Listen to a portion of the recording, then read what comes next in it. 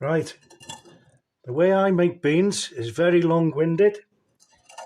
It's usually in 3 parts. But I mean, if you want top beans on toast, you have to do the work. You've got to put the work in to get the results. It's like any food. It might only be beans on toast.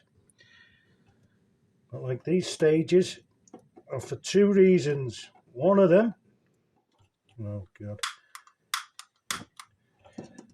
I've got to get this on very low heat. Just give us a second.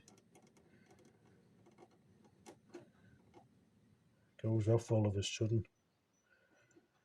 Right, the lowest heat you can really. This is on the gas stove. Now, the reason I do it in 3 stages is, one, to make sure the beans are warmed right through. And the second reason is to reduce the sauce, because I don't like it too watery. I can eat it, but I prefer it, to be a little bit more thicker. And if you do this, it reduces quite quickly.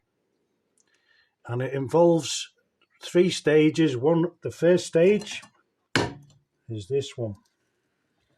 You get the beans, which are pre-opened. And you see, it's not that watery, the sauce in these, and they're a good colour.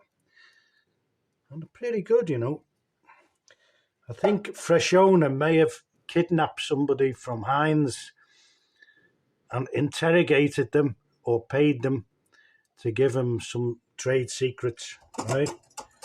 That's just a theory. Now, we just leave these on here.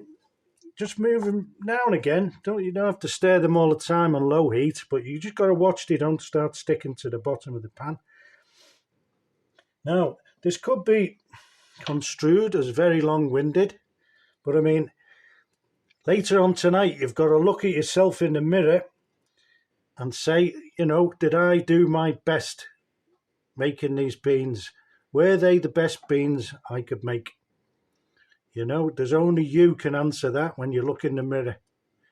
And I'd like to say, yeah, I tried my best and I got the best beans I could ever get. Now, on each stage, I'll just put a little bit of white pepper, not black, white. And I find it better putting it in while you're cooking them because it wakes up the pepper, and also it gets that pepper right the way through the beans like that, instead of just on top at the end on the toast. Right, so this is phase 1, and we're just going to heat them up for about 6 minutes. So I'll make a cut in the video now, and then after the 6 minutes, we'll leave them for a further 5 minutes. So what you're going to do in the 5 minutes? Well, you can go and see how Bitcoin's getting on, whether it's gone up. Usually it's gone up these days. You can put a log on the fire. You can go and feed the cats if you haven't fed them. You can go and get some water from the spring. I mean, the excitement here, it just never stops, It depends, what you want to do. There's a lot more things you can do in 5 minutes. If you were Roger Bannister, you could do a quick mile. But I prefer to just go and have a sit down, maybe a cup of coffee, put a log on the fire, and see how the Bitcoin's going. Now, there's one thing I did research about this butter, and it's where this sea salt comes from. And you wouldn't believe it, but they actually have tourists go to see the salt flats. They're pink because of this, algae, and they have flamingos there. And actually, the tourists go and see where the salt is drying up.